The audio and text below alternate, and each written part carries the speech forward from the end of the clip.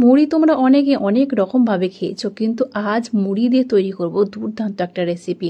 তো এর জন্য আমি একটা ছোট বাটি মেপে 1 বাটি মতো কড়াইতে মুড়ি নিয়েছি, আর এটা লো টু মিডিয়ামে মুড়িটাকে ভেজে নিতে হবে। তো প্রথম থেকে লাস্ট পর্যন্ত পুরো ভিডিওটা দেখতে থাকো। আর আমি সুস্মিতা, আমার রান্নাঘরে তোমাদের সকলকে স্বাগত।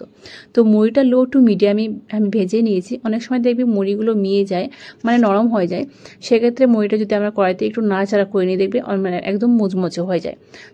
তো সেই জন্য আমি 1 থেকে 2 মিনিট, মানে খুব বেশিক্ষণ টাইম লাগে না, 2-3 মিনিট মতো একটু নাড়াচাড়া করে নিলেই হবে। এবার সেই মুড়িটাকে আমি মিক্সার জারের মধ্যে এটা একদম পুরো ফাইন করে নেব, গুঁড়ো করে নেব।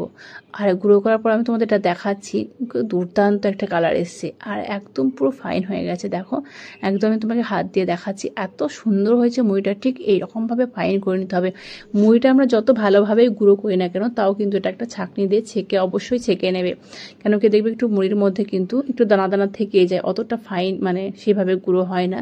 তো সেই জন্য ছেঁকে দেখো, যে বাদ বাকি যেটা রয়ে গেছে অবশিষ্ট পড়ে রয়েছে, সেটা কিন্তু ফেলে দেব।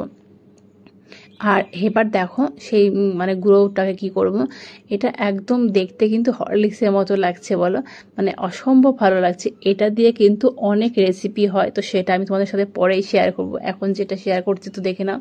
আর এদিকে কড়াই বসিয়ে দিয়েছি, কড়াইটা যেহেতু একটু আগেই বসিয়ে দিয়েছি, গরম হয়ে গেছিলো, সেই জন্য এখানে 1/2 কাপ মতো জল দিয়ে দিলাম আর 1 কাপ মতো দিয়ে দিলাম লিকুইড দুধ। এটা একদম নর্মাল প্যাকেটের দুধই নিলাম। হাই ফ্লেমে দুধটাকে কিছুক্ষণ জাল করে নেব।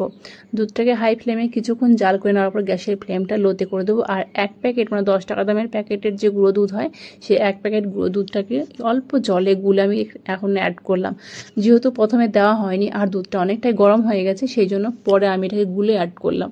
তোমরা সঙ্গে সঙ্গে গুঁড়ো দুধটাকে অ্যাড করে দেবে, মানে টেস্টের জন্য আর কি। আর 2 চামচ মতো দিয়ে দিলাম চিনি। আর এইবার চিনিটা দেওয়ার পরে 2 চামচ মতো দিয়ে দিলাম ময়দা। ময়দা দেওয়ার সঙ্গে সঙ্গে একটু নেড়ে দেবে, নইলে কিন্তু জমাট বেঁধে যাবে। তো আমি প্রথমে 1 চামচ দিলাম, আরও 1 চামচ দিলাম। এইবার একটু বেশ ভালোভাবে একটু মিশিয়ে দেবো। বেশ ভালোভাবে কিছুক্ষণ মিশিয়ে নেওয়ার পরে এবার আমি এর মধ্যে 1 চামচ মতো দিয়ে দেবো ঘি। ঘিটা কিন্তু অবশ্যই দেবে, মানে ঘিয়ের জায়গায় তেলও অ্যাড করতে পারো, কিন্তু ঘিটা দিলে খুব সুন্দর একটা ফ্লেভার আসে সেই জন্য। তো ঘিটাকে দিয়ে আরও কিছুক্ষণ আমি একটু বেশ ভালোভাবে নাড়াচাড়া করলাম। এইবার যে মুড়িটা গুঁড়ো করে রেখেছিলাম, সেই মুড়িটাকে এবার অ্যাড করে দেব। পুরো মুড়িটাই কিন্তু আমি সবটা দিয়ে দিলাম। আর এখানে আমি বললাম 1 কাপ মতো দুধ নিয়েছি, আর মুড়িটাও কিন্তু সেই 2 কাপ মতো ছিল। তো 2 কাপ মতো মুড়ি আর 1 কাপ মতো দুধ। তো পরিমাণটা কিন্তু দেখতেই পাচ্ছ। তো মুড়িটাকে দেওয়ার পরে এবার গ্যাসের ফ্লেমটা কিন্তু লোতেই রাখতে হবে, আর কন্টিনিউ নাড়াচাড়া করতে হবে যতক্ষণ না সেই মানে প্যান থেকে, মানে কড়াই থেকে আপনি ছেড়ে আসছে, ঠিক ততক্ষণ পর্যন্ত খুব সুন্দর একটা ডো তৈরি করে নেব। আর দুর্দান্ত একটা স্মেল বেরিয়েছে, যেহেতু মুড়ির গুঁড়ো দুধের মধ্যে দেওয়া হয়েছে। তো জানো, দুধ মুড়ি তো অনেকেই মানে খেয়েছো, অসম্ভব ভালো লাগে। তো এবার ডোটাকে আমি নামিয়ে নিচ্ছি, আর একদম মানে অসম্ভব ভালো হয়েছে। দেখো, একদম মনে হচ্ছে যে সেই প্যাড়া তৈরি করার সময় যেভাবে আমরা দুধটাকে রেডি করি, ঠিক সেরকমটা হয়েছে। অনেকটাই গরম আছে, এবার এটাকে একটু ঠান্ডা করে নেব।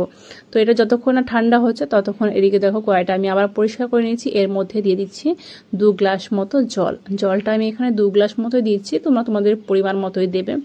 এবার একটা এলাচ আমি ফাটিয়ে দিলাম ফ্লেভারের জন্য। আর এখানে আমি 1 কাপ মতো দিয়ে দিলাম চিনি। চিনির আমি একটা রস তৈরি করে নেব। তো প্রথমে গ্যাসের ফ্লেমটা হাই করে চিনির শিরাটাকে শিরা করে নেব। খুব বেশি ঘন করবো এবং পাতলা করব। যতক্ষণ না এটা শিরা তৈরি হচ্ছে, চলো ততক্ষণ দেখো এদিকে আমার ডোটা একদম ঠান্ডা হয়ে গেছে। তো একটু হাতে ঘি লাগিয়ে নিলাম, ঘি তেল যে কোনো একটা কিছু লাগিয়ে নিতে পারো। বেশ ভালোভাবে মুথে নিতে হবে, বেশ ভালোভাবে মেখে নিতে হবে। ভালোভাবে মেখে নেওয়ার পর দেখতে পাবে যখন একদম স্মুথ হয়ে গেছে, খুব সুন্দর ডোটা তৈরি হবে, ঠিক তখন সেখান থেকে ছোট ছোট লেচি কেটে নিতে হবে, মানে ছোট ছোট আমি বল করে নেব। আর এটা মানে কি বলবো তোমাদের, এই মুড়ির এইভাবে বল করে কিন্তু এভাবে তোমরা খেতে পারো।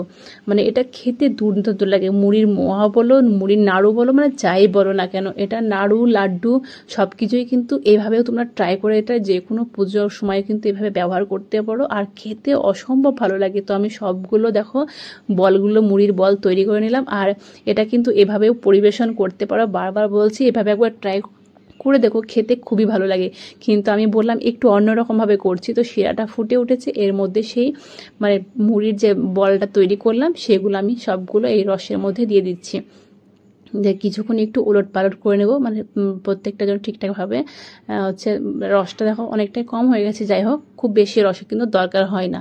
এবার আমি ঢেকে দেব আর গ্যাসের ফ্লেমটা মিডিয়ামে রাখবো। মিডিয়ামে রেখে 3 থেকে 4 মিনিট, খুব বেশিক্ষণ কিন্তু নয়, জাস্ট 3 মিনিট ব্যাস ফুটিয়ে নিলে রেডি দুর্দান্ত এই মুড়ির মিষ্টিটা। এটা মুড়ি মিষ্টি রসগোল্লা যাই বলো না কেন অসম্ভব ভালো খেতে। এটা বললাম না, এটা মুড়ি নাড়ু লাড্ডু সেভাবেও খেতে পারো শুকনো অবস্থায়, আর এটাকে মিষ্টি রসের মধ্যে দিয়েও খেতে পারো। আর একটা জিনিস বলার আছে, এটা একটু দুধটা ঘন করে সেই দুধের মধ্যে দিয়েও কিন্তু ফুটিয়ে করতে পারো, খেতে অসম্ভব ভালো লাগে। ভিডিওটি ভালো লাগলে অবশ্যই লাইক কমেন্ট বেশি বেশি করে শেয়ার করে দিও। আর যদি এই চ্যানেলে নতুন বন্ধু হয়ে থাকো তো চ্যানেলটিকে অবশ্যই সাবস্ক্রাইব করে দিয়ে পাশে থাকো। তো তোমাদের কাছ থেকে দেখাচ্ছি, দেখো দেখেই বুঝতে পারছো কতটা ভালো হয়েছে। আর এইবার চলো আমি একটা তোমাদের প্লেটে নিয়ে কেটে দেখাচ্ছি, খেতে কিন্তু দুর্দান্ত লাগে। আর বিশেষ করে যা একটা স্মেল বেরিয়েছে অসম্ভব ভালো। এটা কাটার পরে বুঝতেই পারবে না যে এটা মুড়ির মিষ্টি না এটা কি, মানে কোন মিষ্টি। আর ভিতরটা আমি দেখো তোমাদের দেখাচ্ছি একদম কাছ থেকে, কি দুর্দান্ত হয়েছে। ভিডিওটি ভালো লাগলে অবশ্যই লাইক করুন, বেশি বেশি করে শেয়ার করে দিও।